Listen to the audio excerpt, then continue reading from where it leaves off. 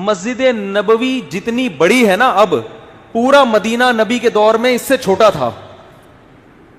سمجھ میں آ رہی ہے؟ جو مدینہ شہر تھا نا آج جو مسجد نبوی ہے مدینہ شہر اس سے چھوٹا تھا. پوری اسلامی تاریخ ہے. آپ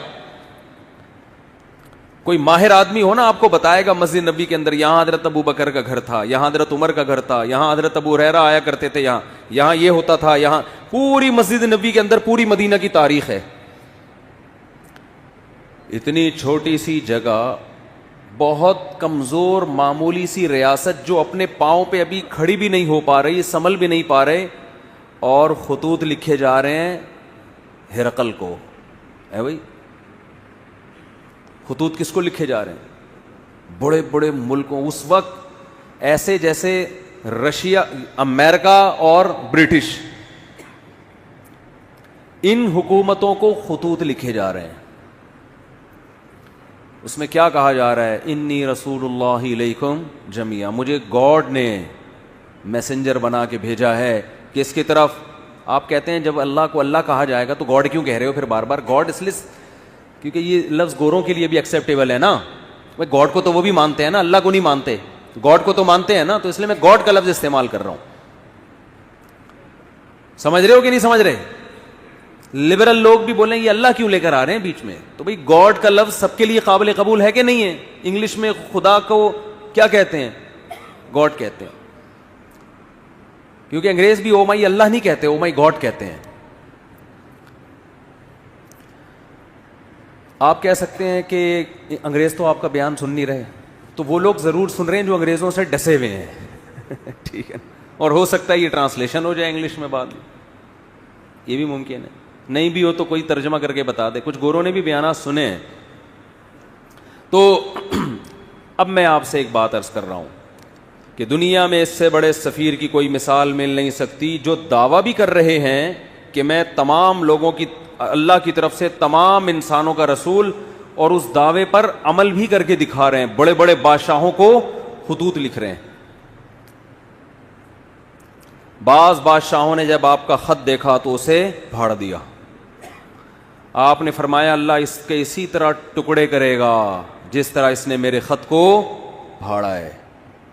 آپ کہہ سکتے ہیں بھائی کسی کے خط کو پھاڑنے پر اتنی بڑی بددعا کیسے دی جا سکتی ہے؟ بات یہ ہے کہ دعویٰ جتنا بڑا ہو اس دعوے کا انکار بھی اتنا ہی بڑا جرم ہوتا ہے. اس کے ذمہ لازم تھا, کیونکہ نئے پیغمبر کا لوگ انتظار کر رہے تھے. لوگوں کو یقین تھا کہ حضرت عیسیٰ ابن مریم آخری نبی نہیں ہے. عیسائی بھی انتظار کر رہے تھے, یہودی بھی انتظار کر رہے تھے. ایسے موقع پہ اگر کوئی دعویٰ کرے تو دعویٰ سنتے ہی اس کو پھاڑ ڈالنا یہ اللہ سے دشمنی لینے کے مترادف ہے. اس لیے رسول اللہ صلی اللہ علیہ وسلم نے فرمایا لا يسمع بی احد من هذه الامة یہودیا کان او نصرانیا ثم لم يؤمن بالذی ارسلت به الا دخل النار. فرمائے میری پوزیشن یہ نہیں ہے کہ کوئی میری دعوت سنے, اس کا دل چاہے تو مان لے, دل چاہے تو نہ مانے. نا نا نا نا نا نا, میری حیثیت یہ ہے کہ اس امت میں کوئی یہودی عیسائی میرے بارے میں سنے اور پھر تحقیق کر کے مجھ پر ایمان نہ لے کر آیا تو اس کا ٹھکانہ جہنم کی آ گئے. اس نے اس کو ویلیو کیوں نہیں دی؟ بالکل اس کی مثال ایسے جیسے کلاس روک کر ایک شخص کہہ رہا ہے مجھے پرنسپل نے بھیجا ہے, اور ٹیچر اس کی بات کو لفٹ کرانے کے لیے تیار نہیں ہے, تو آپ کیا سمجھتے ہیں پرنسپل چھوڑ دے گا اس کو؟ اور وہ کہہ بھی رہے کہ میں سب پوری کلاس کے لیے پیغام لے کر آیا ہوں, اور پیغام بھی بہت اہم ہے. آج لبرل لوگ اعتراض کرتے ہیں نا, یہ کیا بات ہے محمد صلی اللہ علیہ وسلم پر کوئی ایمان نہ لے کر آئے تو جہنم میں جائے گا. اتنی اتنی سی باتوں پہ جہنم ہے بھائی, اتنی اتنی سی باتوں پہ. یعنی وہ کہتے ہیں نا یہ لوگ ذرا ذرا سی بات پہ کہاں پھینک رہے ہوتے ہیں جہنم میں ڈال. بھائی اتنی سی بات ہے نہیں, کیونکہ دعویٰ یہ کہ مجھے خدا نے بھیجا ہے. اب آپ کے ذمے ہے کہ آپ تحقیق کرو کہ یہ اپنے دعوے میں جھوٹے ہیں یا سچے. آپ اس کان سے سن کے اس کان سے نکالنے کا آپشن آپ کے پاس ختم ہو گیا. ابھی آپشن نہیں ہے آپ کے پاس کہ ادھر سے سنیں اور ادھر سے نکال دیں گے یار یہ مسلمانوں کے مذہبی معاملات ہیں, چھوڑو. آپ کہہ سکتے ہیں کہ کیا دلیل ہے آپ کے پاس؟ کہ محمد ابن عبداللہ صلی اللہ علیہ وسلم اس دعوے میں سچے تھے. کیا دلیل ہے آپ کے پاس؟ ہم کہتے ہیں 1400 سال پہلے جو آپ کی نبوت کے برحق ہونے کے دلائل تھے وہ تو تھے، وہ لوگوں نے اپنی آنکھوں سے دیکھے. 1400 سال کے بعد جو آپ کے برحق ہونے کے دلائل ہیں وہ پہلے سے بھی زیادہ ہیں، وہ اس سے بھی زیادہ ہیں. اگر خدا محمد صلی اللہ علیہ وسلم کو میسنجر بنا کے بھیجتا اور یہ نہ کہتا کہ یہ آخری پیغمبر ہیں، تو خدا کے ذمے محمد صلی اللہ علیہ وسلم کی تعلیمات کی حفاظت بولو نہیں تھی. کیا خیال ہے؟ اللہ کہہ دیتا کہ ان کی تعلیمات جب مسخ ہوں گی تو میں دوسرا پیغمبر بھیج دوں گا. خدا نے محمد ابن عبداللہ صلی اللہ علیہ وسلم کے بارے میں 2 دعوے کیے، یہ میرے میسنجر ہیں اور لاسٹ میسنجر، ان کے بعد کوئی نبی نہیں ہے، کیونکہ ساری دنیا کے سارے انسانوں کے لیے. اس دعوے میں اللہ نے ایک اور دعویٰ کر دیا کہ ان کی تعلیمات کو میں قیامت تک کے لیے محفوظ کر دوں گا. ان کی تعلیمات قیامت تک کے لیے، بولو نا کیا ہو گیا بھائی؟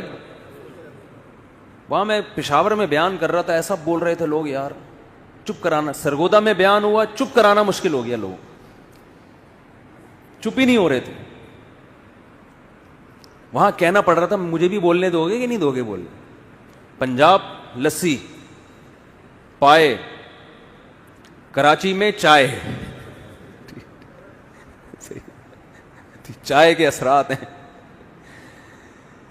سوچتا بہت ہے آدمی، چائے پی کے بولتا نہیں ہے، سوچتا رہے. جہاں بولنے کا موقع ہوتا ہے وہاں بھی کیا کر رہا ہوتا ہے؟ سوچ رہا ہوتا ہے. ابھی اتنی اچھی صحت رہی ہے نا، میرا 2 ہفتے کا دورہ ہوا KP کے پنجاب، ایسے ایک چھینک بھی نہیں آئی. پھر کراچی اتر کے چھینکیں شروع. تو اللہ کے ذمے تھا کہ محمد صلی اللہ علیہ وسلم کی تعلیمات کی حفاظت کرتے. یہ حفاظت خود اس کی دلیل ہے کہ محمد صلی اللہ علیہ وسلم لاسٹ میسنجر آف گاڈ ہیں. ورنہ کسی یتیم جو نہ لکھنا جانتا ہو نہ پڑھنا جانتا ہو، اس کی تعلیمات کی اللہ کی قسم اسباب کی دنیا میں ایسی حفاظت کا انتظام اس زمانے میں تو ممکن ہی نہیں تھا، ناممکن. اور اس زمانے میں بھی اتنا پروٹوکول ملنا کسی کو ممکن نہیں ہے. ہمارے نبی صلی اللہ علیہ وسلم کی جو سیرت ہے اس کے 2 پہلو ہیں، خوب غور سے سنیں. 2 پہلو ہیں آپ کی سیرت کے. ایک پہلو وہ ہے جس میں آپ خدا کی طرف سے کوئی میسج دے رہے ہیں کہ یہ الاؤڈ ہے اور یہ ناٹ الاؤڈ. خدا ان کاموں سے خوش ہوتا ہے اور ان کاموں سے ناراض ہوتا ہے. کہنے میں کیا جا رہا ہے؟ خدا ان کاموں سے خوش ہوتا ہے اور ان کاموں سے ناراض. جب کوئی کہے بولو تو خدا نہ بولنے سے ناراض ہوتا ہے، یہ بھی ایک ہے نا.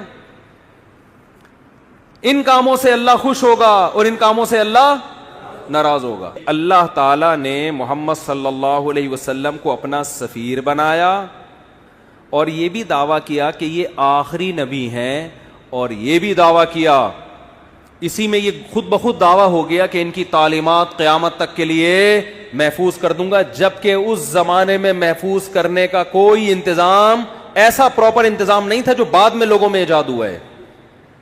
تو لکھنے والے چند گنے چنے لوگ تھے، لکھتے بھی چمڑوں پہ اور کاغذوں پہ، جس کے گمنے کا بہت امکان، تحریف کا بہت امکان. مگر ایسا انتظام کیا کہ میں آپ سے عرض کر رہا تھا محمد صلی اللہ علیہ وسلم کی تعلیمات 2 قسم کی ہیں. جلدی سے بات کو سمیٹ رہا ہوں میں. ایک وہ تعلیمات جو اصل ہیں، جس کے لیے آپ صلی اللہ علیہ وسلم کو بھیجا گیا، حکم دیا گیا کہ آپ بتا دیں کہ ان باتوں سے خدا خوش ہوتا ہے اور ان باتوں سے خدا ناراض ہوتا ہے. یہ اصل ہے جس کے لیے آپ کو بھیجا گیا. اور سیرت کا ایک پہلو وہ ہے جس کا جو اصل نہیں ہے، اس کا تعلق آپ کی ذاتیات سے ہے. کوئی سفیر جب آپ کے پاس آتا ہے پیغام لے کر، تو آپ کو دلچسپی ہوتی ہے کہ اس کا گیٹ اپ کیسا تھا. جو بھی مشہور شخصیات ہوتی ہیں نا, لوگ ان کو دیکھنا چاہتے ہیں, ان کے بارے میں پوچھتے ہیں. میں جب تک ویڈیو پہ نہیں آتا تھا لوگ پوچھتے تھے کیسے ہیں بھائی مفتی صاحب, موٹے ہیں, پتلے ہیں, لمبے ہیں, ٹھگنے ہیں, کیا ہیں, لوگ پوچھتے تھے میرے بارے میں. ہم شکر ہے اس وقت ویڈیو نہیں بناتے تھے کیونکہ ہم بہت باریک تھے, آواز جاندار رکھی ہوئی تھی, باڈی باریک.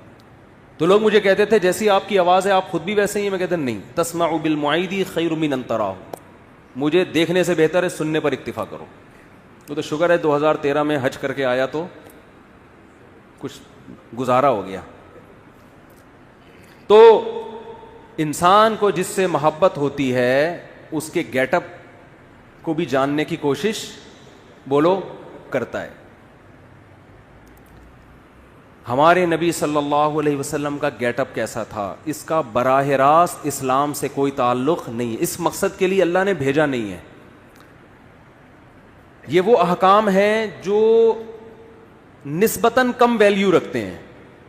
ایک تو ہے نا آرڈر, یہ کرو یہ نہ کرو, یہ تو اصل ہے نا جس کے لیے سفیر کو بھیجا جائے. اللہ نے آپ صلی اللہ علیہ وسلم کی سیرت کا وہ پہلو جس کی ویلیو نسبتاً کم ہے اس کی ایسی حفاظت کی ہے یہ بتانے کے لیے کہ جو اصل تھا اس کی کیسی حفاظت کی ہوگی. آج محمد ابن عبداللہ صلی اللہ علیہ وسلم کے بارے میں کوئی ایک حرف اگر کہتا ہے تو اس کا یہ دعویٰ دلیل کے بغیر قبول بولو نہیں ہے. میں ایک مثال پیش کرتا ہوں.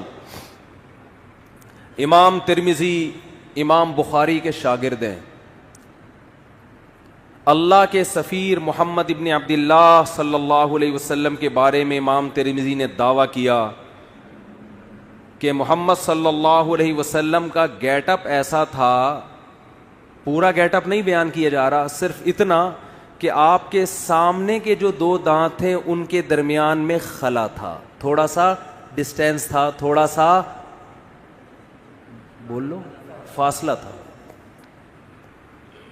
یہ کتنی معمولی سی بات ہے یار. کوئی سفیر آپ کے پاس پیغام لے کر آیا ہے, آپ کسی سے پوچھ رہے ہیں اس کے سامنے کے دانتوں میں خلا تھا یا نہیں تھا, ہے بھائی, بہت ہی ایک بھائی تھا یا نہیں تھا تو کیا کرنا ہے اس سے.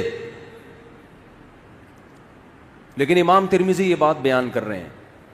لیکن امام ترمذی کو پتا ہے یہ اتنا بڑا دعویٰ کر رہا ہوں میں کہ جس شخصیت کی بات ہو رہی ہے نا ان کا یہ دعویٰ ہے کہ مجھے خدا نے انسانوں کی طرف پیغمبر بنا کے بھیجا ہے.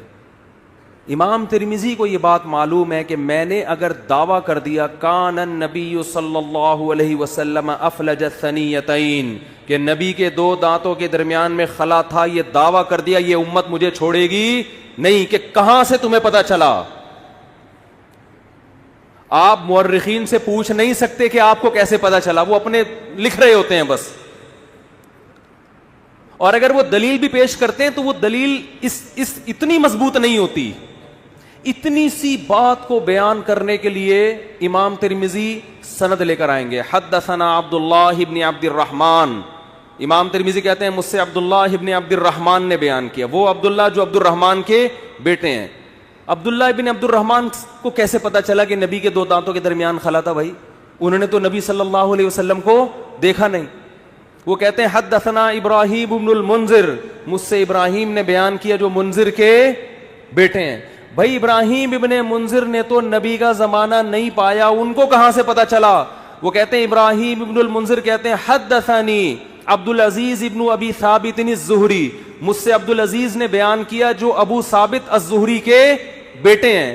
بھائی عبد العزیز جو ابو ثابت الزہری کے بیٹے ہیں ان کو کہاں سے پتا چلا؟ جی انہوں نے تو نبی صلی اللہ علیہ وسلم کو دیکھا نہیں. وہ کہتے ہیں حدثنا اسماعیل ابن ابراہیم, مجھ سے اسماعیل نے جو ابراہیم کے بیٹے